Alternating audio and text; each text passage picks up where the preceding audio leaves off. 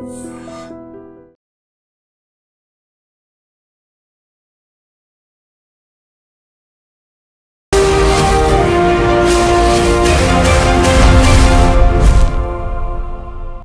Welcome to I dream social spotlight with Kavitha. కూకట్పల్లిలో చిన్నారి సహస్ర హత్య కేసుకు సంబంధించినటువంటి చిక్కుముడి వీడింది. 11 ఏళ్ల చిన్నారిని 15 ఏళ్ల ఒక కుర్రాడు, అది కూడా 10వ తరగతి చదువుతున్నటువంటి అబ్బాయి చంపేసినట్టుగా పోలీసుల విచారణలో తేలింది. దిగ్భ్రాంతికరమైనటువంటి విషయం ఏంటంటే, ఎలా దొంగతనం చేయాలి, ఒకవేళ చూస్తే ఆ తర్వాత ఏం చెయ్యాలి, వీటన్నిటిని పేపర్ మీద రాసుకొని వెళ్ళినటువంటి ఆ అబ్బాయి అనుకున్నదంతా చేసొచ్చాడు.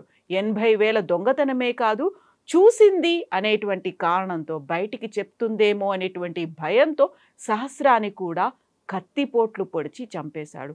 దిగ్భ్రాంతికరమైనటువంటి ఈ విషయంలో ఆ యువకుడి, ఆ అబ్బాయి సైకాలజీని మనం ఎలా అర్థం చేసుకోవాలి? మనతో పాటుగా ఉన్నారు ఆస్ట్రో సైకాలజిస్ట్ డాక్టర్ నాగనాథ్ గారు. నాగనాథ్ గారు నమస్కారం.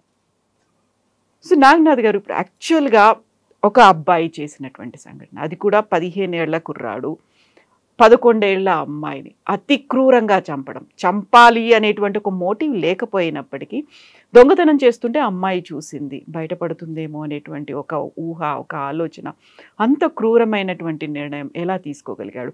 అండ్ వ్యూవర్స్ కోసం నేను ఇంకొక విషయం కూడా చెప్పాలి. యాక్చువల్గా మైనారిటీ కూడా తీరని 15 ఏళ్ల అబ్బాయి, 10th క్లాస్ చదువుతున్న అబ్బాయి కాబట్టి ఆ అబ్బాయి డీటెయిల్స్ని మేము రివీల్ చేయట్లేదు, ఆ అబ్బాయి మొహాన్ని కూడా మేము చూపించట్లేదు.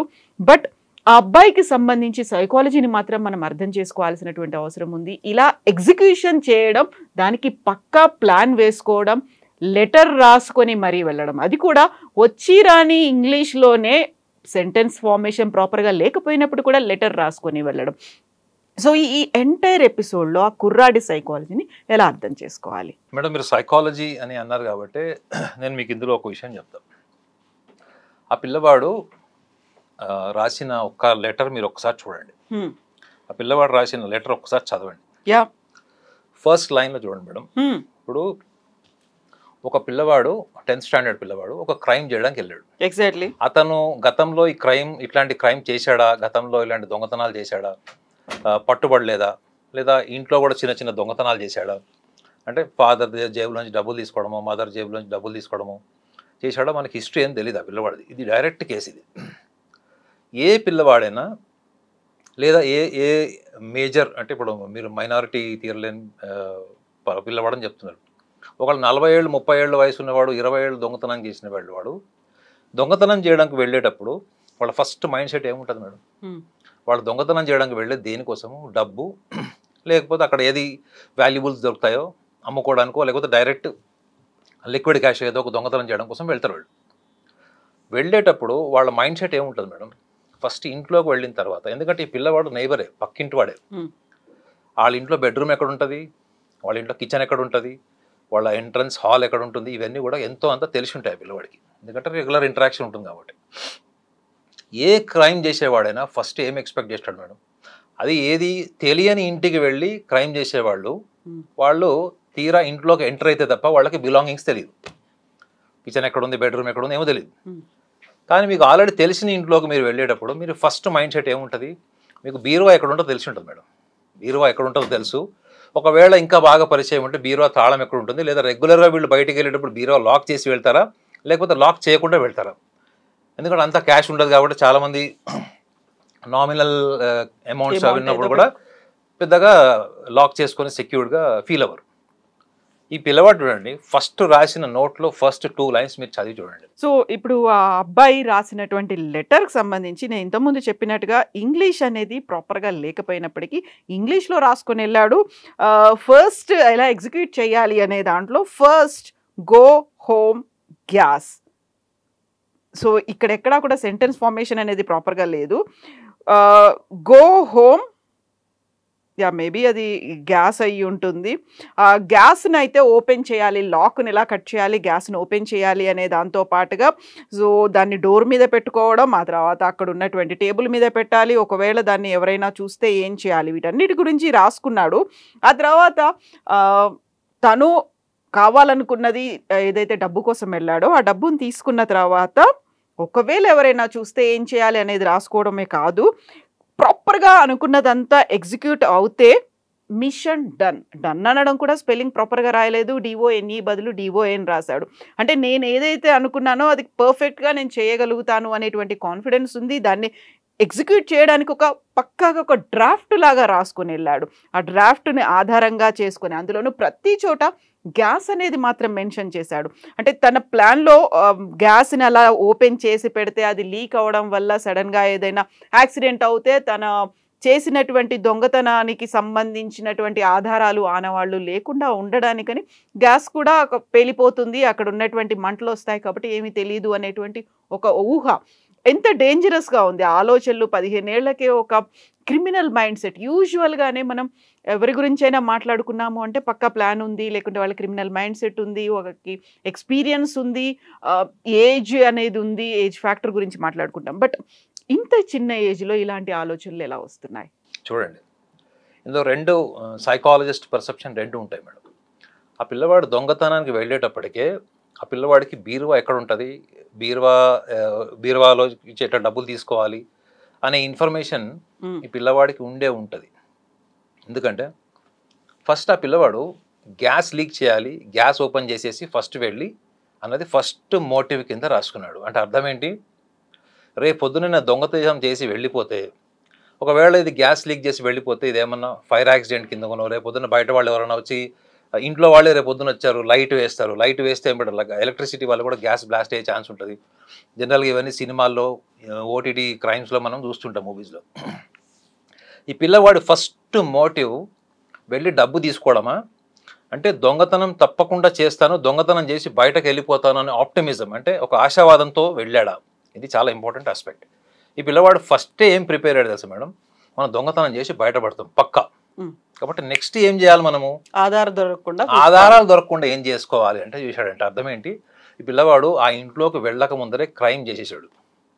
ఏంటి, గ్యాస్ సిలిండర్ లీక్ చేసి రేపు పొద్దున గ్యాస్ బ్లాస్ట్ అయితే. ఎందుకంటే ఆ పిల్లవాడు ఊహించింది అక్కడ జరిగింది ఏంటంటే ఆ పాప ఇంట్లో ఉండడం. అవునా, వాడు ఊహించింది జరిగింది. రెండోది ఇందులో ప్యూర్ సైకాలజీ డైమెన్షన్, ఈవెన్ మీరు గ్రాఫాలజీ పాయింట్ ఆఫ్ వ్యూలో చూస్తే కూడా మీరు ఇంకొక పాయింట్ చూడండి ఆ లెటర్లో. ఇలా చూడండి మేడం, ఆ పిల్లవాడు స్టార్టింగ్ లెటర్, ఫస్ట్ లెటర్ మీరు రాసేటువంటి ఇక్కడ ఫస్ట్ గో హోమ్.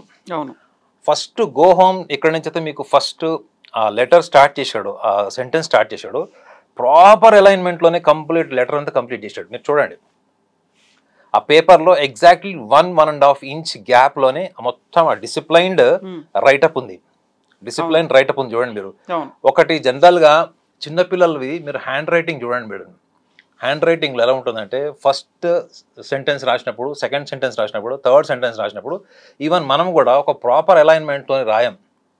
మనం ఎలా రాస్తాము బేసికల్గా, అది ఒక కంప్లీట్గా సెంటెన్స్ కంప్లీట్ చేసేటప్పుడు అది సెకండ్ పారాగ్రాఫ్, థర్డ్ పారాగ్రాఫ్ లేదా సెకండ్ లైన్, థర్డ్ లైన్కి వచ్చేటప్పటికి ఒక అలైన్మెంట్ ఉండదు. This shows that this boy is not just planned over a night. ఇది ఈ పిల్లవాడు అప్పుడప్పుడు ప్లాన్ చేసి ఒక రోజు ముందు ప్లాన్ చేసింది కాదు మేడం. ఇది ఇలాంటి లెటర్లు నాకు తెలిసి ఒక 10-20 జనరల్గా సినిమాలో చూపిస్తాడు, 10-20-30 రాసి అది ప్రాపర్గా ప్లాన్ లేదు, ఇది చింపేస్తారు, మళ్ళీ చింపి మళ్ళీ రాస్తారు, మళ్ళీ చింపి మళ్ళీ రాస్తారు అండి. ఇట్లా వీడు హోంవర్క్ చేసినట్టు తెలుస్తుంది. ఒక ఫైనల్ డ్రాఫ్ట్ సిద్ధం చేసుకున్నాక. ఇప్పుడు మీరు చిన్నప్పుడు మీకు హ్యాండ్ రైటింగ్లో మీకు ఎందుకు first letter should be capital letter అని ఎందుకు చెప్తారు? మనకి ఫుల్ స్టాప్ తర్వాత క్యాపిటల్ లెటర్ ఎందుకు వస్తుంది? కామా తర్వాత ఏమొస్తుంది మనకి? గ్యాప్ వస్తుంది. సో ఈ పిల్లవాడు అకాడమికల్లీ అంత స్ట్రాంగ్గా లేడు అన్నది ఆ ఇంగ్లీష్ లిటరేచర్ అది రాసిన దాంట్లో తెలుస్తుంది. డన్కి డిఓఎన్ రాశాడు, డాన్ అని రాశాడు. సో ఇంకా కొన్ని గ్రామర్ మిస్టేక్స్ కూడా ఉన్నాయి అందులో, సెంటెన్స్ ఫార్మేషన్ లేదు, వర్డ్స్లో కూడా మిస్టేక్స్ ఉన్నాయి ఫామ్ చేసిన దాంట్లో. So first preliminary psychological analysis ఏంటంటే మేడం, ఈ పిల్లవాడు ఇది రాత్రిలో 2-3 రోజులు ప్లాన్ చేసింది అయితే కాదు అన్నది నా ఒపీనియన్. ఇది ఈ పేపర్ మీద తను చేసిన వర్క్ చూడండి, మీరు ఒక 10-20 సార్లు రాసిన తర్వాత మీకు నచ్చేవి నచ్చనివి కూడా కొన్ని రాసుకుంటారు మీరు. మీకు రాసిన దాంట్లో మీకు సరిగా నచ్చదు. అప్పుడు ఏం చేస్తారు మీరు, ఒక సిస్టమేటిక్గా చేయాలి ఇది అనుకున్నప్పుడు అతను ఫైనల్ డ్రాఫ్ట్ చేసినటువంటి ఇది ఆస్పెక్ట్ నాకు కనపడుతుంది అందులో. రెండో విషయం ఏంటంటే ఈ పిల్లవాడు ఊహించింది లేదా ఆ అమ్మాయి ఇతను దొంగతనం చేసి వెళ్ళేటప్పుడు కనిపించింది. సో ఫస్ట్ అతను సిలిండర్ లీక్ చేసి బ్లాస్ట్ చేసి వెళ్ళిపోతే రేపు పొద్దున సాక్ష్యాలు దొరకవు అన్నది ఏంటి? It is a fear of his image. దొరికితే ఏంటి మేడం? చెడిపోయేది ఏంటి? ఇమేజ్ చెడిపోతుంది, అవునా? దొంగ అన్న ముద్ర పడుతుంది. So his fear of image was very vital. అంటే పిల్లవాడు బేసికల్లీ లోపల పిరికోడు. ఈ పిల్లవాడు బేసికల్లీ లోపల పిరికివాడు. ఇంత పిరికివాడు 20 స్టాబింగ్లు ఎట్లా చేశాడు? నార్మల్గా 20 స్టాబింగ్లు 30 స్టాబింగ్లు ఎవరు చేస్తారు మేడం? కక్షాపూరితంగా. నేను యాక్చువల్గా ఈ కేసు విన్నప్పుడు ఫస్ట్ ఎవరో తెలిసిన వాళ్ళే చేసి ఉంటారు, ఇది యాక్సిడెంటల్ మర్డర్ కాదని అనుకున్నాం. ఇది ఎవరో తెలిసిన వాళ్ళు. ఎందుకంటే మేడం, ఒక వ్యక్తి మీద మీకు బాగా కక్ష ఉందనుకోండి, ఆ వ్యక్తి చనిపోయిన తర్వాత కూడా ఓడిస్తారు. ఎందుకు? That is a psychological grudge, vindictiveness, అంటే కక్ష సాధింపు. జనరల్గా మనకు సినిమాల్లో వాటిలో చూపిస్తారు, ఒక విలన్ని కానీ ఒక ఇద్దరు విలన్లు కానీ లేకపోతే ఒక వాయిలెంట్గా కొట్టుకుంటున్నప్పుడు మీకు number of stabbing is indication of the psychological vengeance. అంటే వాడు ఫిజికల్గా చచ్చిపోయాడా అన్నది కాదు అక్కడ, మానసికంగా నా కోరిక తీరాలి, నా సంతృప్తి నాకు రావాలి అన్నప్పుడు ఒక ఈగో ఏదో ఉంది, అది సాటిస్ఫై అవ్వాలి. Yeah, I want to win over the my rival. నా శత్రువుని నేను గెలిచాను అనే తృప్తి మీరు చంపినప్పుడు వచ్చేస్తుంది మేడం. చంపిన తర్వాత కూడా మీరు పొడిచారంటే అర్థం ఏంటి? It is a terrible intense grudge అండి. కానీ ఇక్కడ ఈ విషయంలో అది కాదు మేడం. ఈ విషయంలో ఏంటి చెప్పండి? చూస్తే బయట చెప్తుంది. 20 స్టాబింగ్ చేయాల్సిన అవసరం ఉంది? అస్సలు ప్రాణాలతో ఉండకూడదు. That is point. అర్థం ఏంటి? భయం. మళ్ళీ భయమే. మీరు చూడండి, లెటర్లో ఫస్ట్ డిఫెన్సివ్ మెకానిజం ఏంటి? ఆ పిల్లవాడు ఎక్కడ దొరికిపోతాను, ఎవిడెన్స్ లేకుండా చేయాలి. ఫస్ట్ ఏం చేయాలి. ఆ ఆతృత అన్నది ఒక 1 వీక్ నుంచి ఉందా, 1 మంత్ నుంచి ఉందా? What made him to get in to the crime? That is the first. Second aspect ఏంటి మేడం? ఆ అమ్మాయి చనిపోయిందా లేదా అని నిర్ధారించుకునే వరకు చంపాడు. ఓకే, అంటే గ్రడ్జ్తోని, రివెంజ్ మైండెడ్నెస్ తోని, ఈగో సాటిస్ఫాక్షన్ కోసం జనరల్గా అన్నిసార్లు పొడుస్తారు. కానీ పిల్లవాడు అంత పొడిచాడంటే అది కూడా రేపు పొద్దున ఈ అమ్మాయి ఎక్కడ బతుకుతుంది, మరణ వాంగ్మూలం లాస్ట్ మూమెంట్లో ఒక వాంగ్మూలం ఇచ్చిన, ఎందుకంటే తెలిసినోడే కాబట్టి ఎక్కడ దొరుకుతుందో అన్న భయము. ఇంట్లోకి ఎంటర్ అయ్యేటప్పుడు పిరికితనంతోనే వెళ్ళాడు. ఇంట్లో వెళ్ళి ఆ ప్రిపరేషన్కి భయమే ఉంటుంది. ఆ అమ్మాయిని చంపడం వెనక కూడా ఎక్కడ రేపు పొద్దున తన నిజం బయటపడుతుంది, ఎక్కడ రేపు పొద్దున నేను నా ఇమేజ్ చెడిపోతుంది అన్నట్టు ఫియర్తోని ఆ 20 స్టాబింగ్ చేశాడు. యాక్చువల్లీ ఎప్పుడైతే అది మెడకాయ మీద ఒక 4 కత్తిపోట్లు ఉన్నాయి, పొట్ట భాగంలో ఉన్నాయి అన్నది ఎప్పుడైతే మనం మీడియా ద్వారా తెలిసిందో, ఫస్ట్ నేను అనుకున్నది ఏంటంటే ఇది ఎవరో బాగా తెలిసిన వ్యక్తులే ఇది కక్ష సాధింపు కోసం మర్డర్ చేసి ఉంటారు, అంత క్రూయల్గా చంపాల్సిన అవసరం ఏముంది ఆ పిల్లకి? నార్మల్గా మెడకాయ కట్ అయిపోతే ఇంకా శ్వాస ఆడక చనిపోతారు. So what made the person, the criminal, to stab number of times in the stomach? అది నన్ను ఆలోచింపజేసింది. కానీ ఇది చూస్తే కంప్లీట్లీ ఒక డిఫరెంట్ ఆస్పెక్ట్ మేడం. ఒకవేళ మీడియా ఆ లెటర్ని తీసుకోకుండా ఉండకపోతే ఈ యాంగిల్ ఆఫ్ అనాలిసిస్ మనం చేయలేం. ఎందుకంటే ఒకటి డ్రాఫ్ట్ ఎలా చేశాడు, డ్రాఫ్ట్ చేసిన తర్వాత అతను అందులో కంటెంట్ ఏం రాసుకున్నాడు, అతను 99% అతని మైండ్లో మనం ఎట్లా తప్పించుకోవాలి, మనం దొరకకుండా చూసుకోవాలి, ఆధారాలు లేకుండా మనం ఏం చేయాలి అన్నప్పుడు గ్యాస్ సిలిండర్. ఆ పిచ్చోడు కాకపోతే గ్యాస్ ఆల్రెడీ ఒక లాస్ట్ మూమెంట్లో ఉందనుకోండి మేడం, గ్యాస్ సిలిండర్ అయిపోయే స్టేజ్లో ఉందనుకుందాం, మనకి మంత్లీ 2 monthsకి గ్యాస్ సిలిండర్ అయిపోతుంటుంది. కానీ ఆ గ్యాస్ సిలిండర్ ద్వారా అతను రూమ్ బ్లాస్ట్ అయిపోతుందని ఎట్లా అనుకున్నాడు అన్నది అతని ఇన్మెచ్యూరిటీ, ఏజ్ ఫ్యాక్టర్. రెండోది ఓన్లీ తను ఊహించిందే నిజమని జరుగుతుంది అనుకున్నప్పుడు, అతని ఊహ మాత్రమే రేపు పొద్దున ఎగ్జిక్యూట్ అవుతుంది అనుకున్నప్పుడు, ఎప్పుడైతే మీ routine thought process, criminal thought process ఎప్పుడైతే బ్రేక్ అవుతుందో మీకు సివియర్ యాంగ్జైటీ, నర్వస్నెస్ వచ్చేస్తుంది మేడం. ఎందుకంటే ఒక పిల్లవాడు సిగరెట్ తాగుతున్నాడు, సిగరెట్ బాగా ఎంజాయ్ చేస్తున్నాడు, సడన్గా వాళ్ళ క్లాస్ టీచర్ కానీ, ప్రిన్సిపల్ కానీ, ఫాదర్ మదర్ కానీ వచ్చినప్పుడు ఆ పిల్లవాడు ఎట్లుంటాడు మేడం? ఎంత నర్వస్నెస్, ఎంత panic, shock. It is traumatic, it is going to be traumatic. అదే జరిగింది ఆ పిల్లవాడికి. ఆ టైంలో ఆ పిల్లవాడు ఏం చేస్తున్నాడో ఆ పిల్లవాడికి విచక్షణ లేకుండా జరగకూడదు జరిగింది.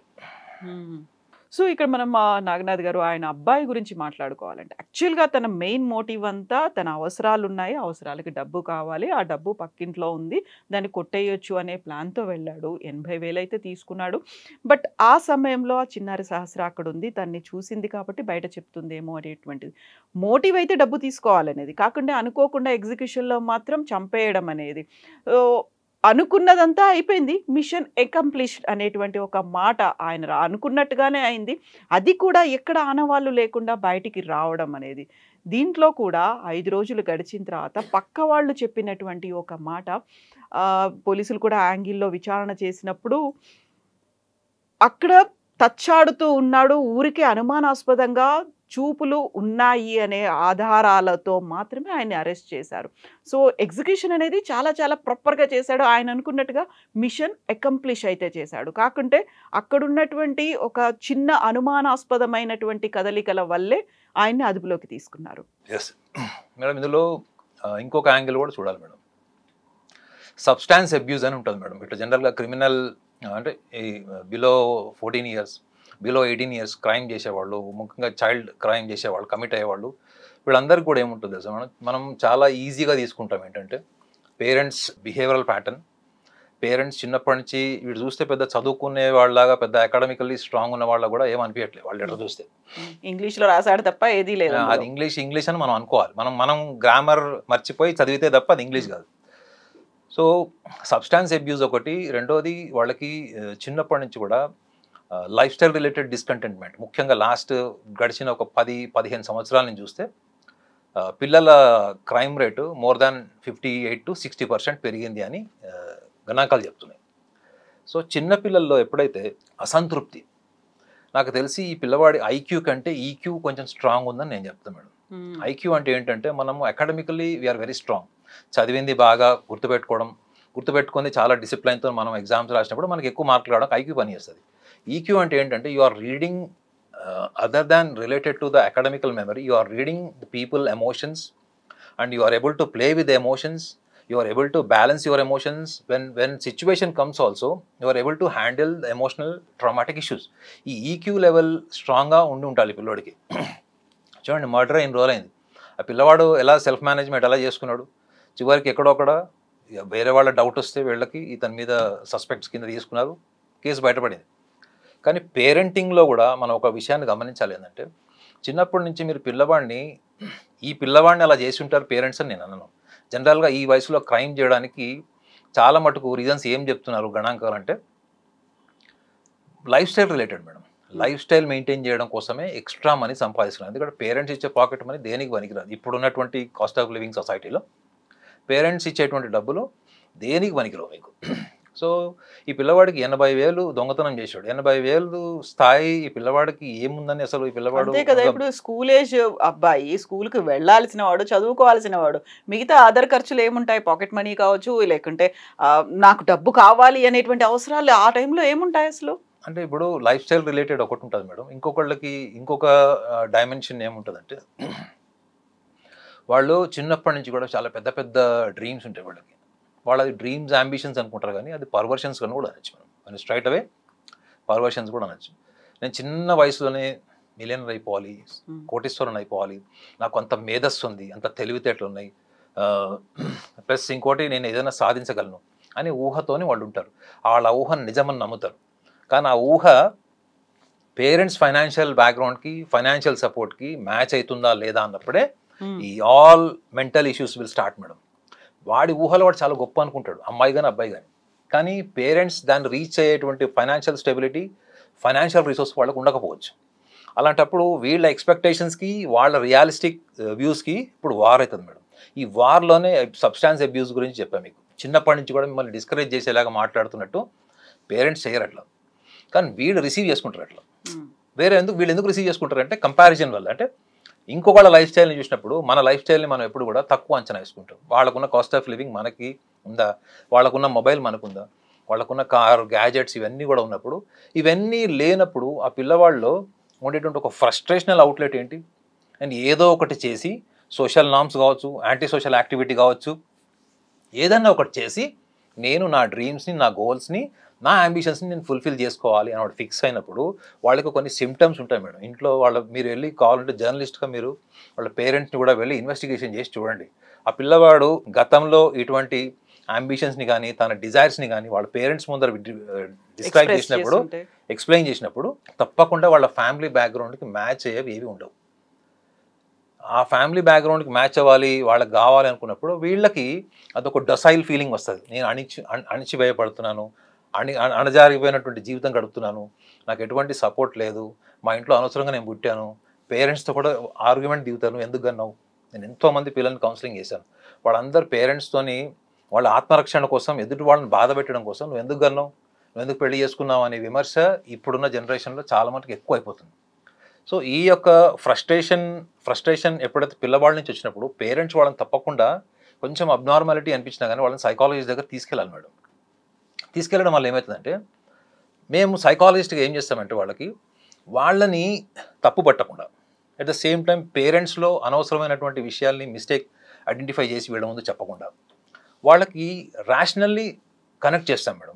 వాళ్ళ లైఫ్ ఏంటి, వాళ్ళ లైఫ్ ప్లానింగ్ ఏంటి, సక్సెస్ అసలు మోటివ్ ఏంటి, లైఫ్లో సక్సెస్ ఇంపార్టెన్స్కి మనం ఏ ఏజ్లో మనం ఆలోచించాలి, మనకు ఉన్నటువంటి లైఫ్ స్టైల్కి, మన ఫ్యామిలీ ఎన్విరాన్మెంట్కి మనం ఎంతవరకు మన ఎక్స్పెక్టేషన్స్ కానీ మన డిజైర్స్ కానీ మ్యాచ్ అవుతున్నాయి. ఒకవేళ వాటిని మనం బ్రేక్ చేస్తే మనం ఎటువంటి సిచ్యువేషన్స్ని మనం ఫేస్ చేయాల్సి వస్తుంది, రేపు పొద్దున్న మనకి ఎట్లాంటి సొసైటీ ఫామ్ అవుతుంది, ఈ సొసైటీలో మనం నిజంగా మన పర్సనాలిటీకి, మనకున్న ఫ్యామిలీ బ్యాక్గ్రౌండ్, మనకున్నటువంటి ఫ్యామిలీ మారల్ వాల్యూస్కి ఎంతవరకు మనం కంపాటబుల్ అవుతామన్నది వాళ్ళకి ఒక time process madam. Maybe it take 6 months of time. Some children are very flexible, they quickly learn, అలా కూడా చేస్తారు. నేను ఎంతోమంది పిల్లల్ని చూశాను, వాళ్ళు ఆత్మహత్య చేసుకోవడానికి ఇంట్లోంచి వెళ్ళిపోయిన వాళ్ళు, బిల్డింగ్ పైకి ఎక్కిన వాళ్ళు, కిందికి దిగిన వాళ్ళు. మా వాచ్మెన్ కొడుకు కూడా వాడు 5th floor పైకి వెళ్ళి రాలేదు, నేనే వెళ్ళి తీసుకొచ్చేవాడిని. ఎందుకు మేడం, ఒక సైకాలజిస్ట్ బిహేవియర్కి నార్మల్ హ్యూమన్ బిహేవియర్కి చాలా తేడా ఉంటుంది మేడం. ఫస్ట్ ఎంపతి ఉంటుంది సైకాలజిస్ట్కి ఎప్పుడు కూడా, thinking from others point of view. అది వాడు రెగ్యులర్గా చూస్తాడు, ఆ వాచ్మెన్ కొడుకు మమ్మల్ని చూస్తాడు, టీవీ ప్రోగ్రామ్స్ కూడా చూస్తాడు మావి. కాబట్టి కాంప్లెక్స్లో ఎవరు చెప్పినా వాడు దిగలేదు. నేను వాడికి ప్రామిస్ చేశాను, వాడికి మొబైల్ కావాలి, నేను వాడికి ప్రామిస్ చేశాను, రా నేను మొబైల్ ఇస్తానని చెప్పాను. వాడు నిజంగానే మొబైల్ కొనిచ్చాను. వాడు ఊహించిన మొబైల్ కొనిలేదు, బట్ నార్మల్ మొబైల్ అయితే కొనిచ్చేవాడికి.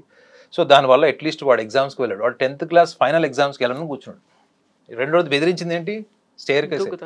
ఒకటి ఆత్మహత్య చేసుకుంటానని మిమ్మల్ని ఎమోషనల్గా బెదిరిస్తారు, రెండోది క్రైమ్. ఒకటి నేను చనిపోతాను లేదా చంపుతాను, ఇది ఒకటి, రెండు ఎమోషనల్ బ్లాక్మెయిలింగ్సే. ఒకటేమో చంపడం వల్ల ఫ్యామిలీ ఇమేజ్ కానీ పర్సనల్ ఇమేజ్ అంతా డ్యామేజ్ అవుతుంది, చనిపోవడం వల్ల ఏం సాధిస్తారు మేడం వాళ్ళు. So either way, what is the common point between this two, killing themselves and killing someone is a unexpected irrational desire.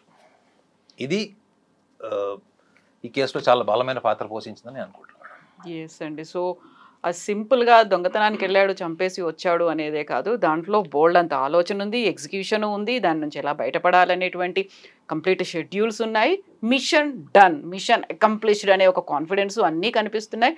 But మనం మాట్లాడుకోవాల్సింది, ఆలోచించాల్సింది. ఇప్పుడు ఇందులో ఇంకొక వీటి కూడా మీరు డన్ అన్నారు కాబట్టి చెప్తున్నాను, I'm not sarcastically saying, but DON బదులు DON అని పెట్టుకున్నాడు. I don't want him to fall into this Don anti social, ఒక మాఫియా లాగా, మాఫియా లైన్లోకి వెళ్ళకూడదని నేను కోరుకుంటున్నా.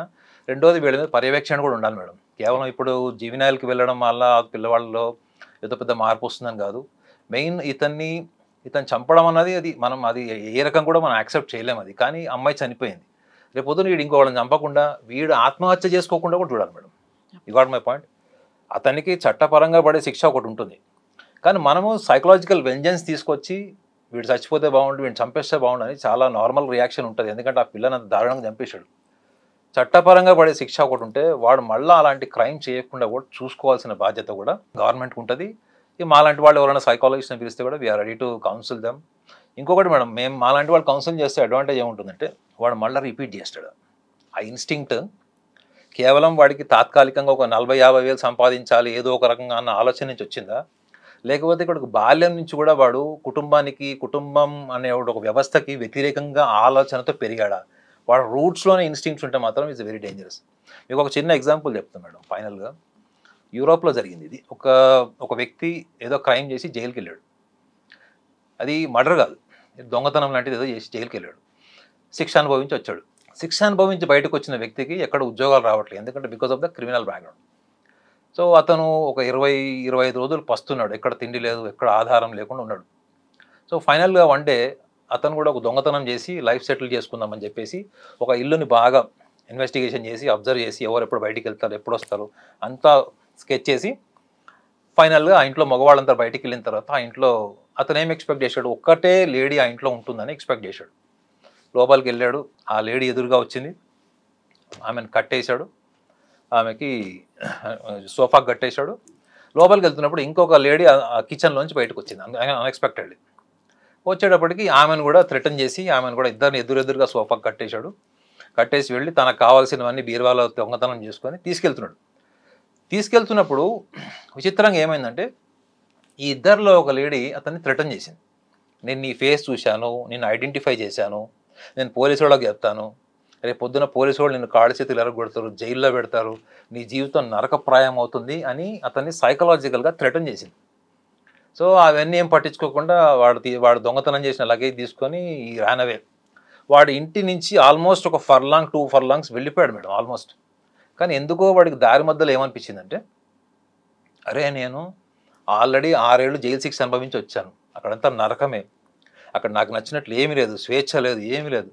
ఇప్పుడు రేపు పొద్దున వీళ్ళు నన్ను ఐడెంటిఫై చేసి మళ్ళీ పోలీస్ కంప్లైంట్ ఇస్తే మళ్ళీ నేను అదే జైలుకి వెళ్తాను. ఎందుకంటే ఒకసారి క్రైమ్ చేసిన తర్వాత మళ్ళీ సెకండ్ టైం క్రైమ్ చేస్తే అది ఇంకా ఎక్కువ వాడికి శిక్ష పడుతుందన్న భయంతో వాడు వచ్చి ఏం చేశాడు, ఈ ఇద్దరు లేడీస్ని చంపాడు మేడం. ఈ ఇద్దరు ఆడవాళ్ళని కూడా వాడు చంపాడు. కేవలం ఆమె అతన్ని థ్రెటన్ చేసింది, ఆ థ్రెటనింగ్కి వాడు భయపడి సర్వైవల్ ప్రాబ్లం అయిపోతుంది రేపొద్దని చంపేశాడు. ఆ చంపిన తర్వాత కొన్ని రోజులుగా పట్టుబడ్డాడు. అప్పుడు జడ్జి వీడిని అడిగిన ప్రశ్నలకి వీడు చెప్పిన ఆన్సర్కి జడ్జి చెప్పిన కన్క్లూడ్ ఏం చేశాడంటే, వీడికి నిజంగానే సర్వైవల్ ప్రాబ్లం ఉంది, వీడికి ఉద్యోగం ఉంటే వీడు క్రైమ్ చేసి ఉండేవాడు కాదు అని అతనికి మినిమం శిక్ష వేసి వదిలేశారు మేడం. సో ఇందులో సర్వైవల్ ఇన్స్టింక్ట్, వాడు బతకాలనుకుంటున్నాడు మేడం, వాడు ఉద్యోగం చేయాలనుకుంటున్నాడు, కానీ వాడికి because of his previous history nobody is ready to hire him as an employee. ఆ ఉద్యోగం రాదు కాబట్టి వాడు ఏం చేశాడు, విపరీతంగా ట్రై చేశాడు, ఆకలి బాధ తట్టుకోలేక దొంగతనానికి వెళ్ళాడు. దొంగతనానికి వెళ్ళిన తర్వాత అక్కడ వర్బల్లీ ఏం జరిగిందో మీకు చెప్పా కాబట్టి వాడు ఇంకొక క్రైమ్కి తీశాడు. సో ఈ కేసెస్లో కూడా ఇలాంటి ఈ చైల్డ్ క్రిమినాలిటీలో కూడా వీళ్ళు ఎందుకు చంపుతున్నారు, చంపేంత తీవ్రమైన స్థాయి ఆలోచన ఎందుకు వచ్చింది అంటే అసలు అతని మోటివ్ చంపడం కాదు, కేవలం దొంగతనం మాత్రమే. అది క్రైమ్ అన్నది అన్ఎక్స్పెక్టెడ్గా జరిగింది. అక్కడ అన్ఎక్స్పెక్టెడ్గా ఎందుకు జరిగింది, because of fear of image, fear of parents. రేపొద్దున నేను దొరికానుకో ఫస్ట్ వాడు తోలు తీసేది ఇంట్లో మదర్ ఫాదరే, ఆ తర్వాత వాడు పోలీస్ స్టేషన్కి వెళ్తే పోలీస్ స్టేషన్. సో అతనికంటూ ఒక social image, socially connected image ఉంది అక్కడ. కానీ దురదృష్టం ఏంటంటే ఇవాళ ఒక చిన్న పాప చనిపోయింది ఈ యొక్క ఆవేశం, కానీ తను చంపడం వెనక మాత్రం నర్వస్నెస్, ఫియర్ ఉంది మేడం, క్రిమినాలిటీ ఉందని నేను అనుకోవట్లేదు. అంటే తను ఎక్కడ బయటపడిపోతానో రేపు పొద్దున అన్నట్టు భయం వేరు, ఆ అమ్మాయిని చంపాలని. కానీ 20 సార్లు పొడిచాడు అంటే కన్ఫర్మ్ చేసుకున్నాడు ఈ అమ్మాయి చనిపోయిందా లేదా అన్నది. ఎస్ నాగనాథ్ గారు, థ్యాంక్ యూ సో మచ్ అండి. Thank you.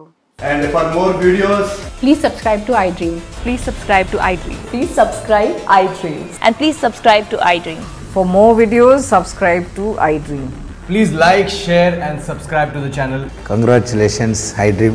Subscribe to iDream. Subscribe to iDream. So subscribe to iDream Media. iDream ki iDream team andarki huge congratulations. Please subscribe iDream Media. Please subscribe to iDream. Subscribe iDream. Please subscribe to iDream. iDream అంటే నా కళల ఛానల్ను subscribe చేసుకున్న నోరు తిరుగుతలేదు, మీరైతే గంట గుర్తు కొట్టండి. For more such videos, please subscribe to iDream. Subscribe to iDream. Please subscribe to iDream. Please subscribe iDream Media. Please do subscribe to iDream. Please subscribe to iDream Media. For best entertainment and information, please subscribe iDream. And don't forget to subscribe to iDream.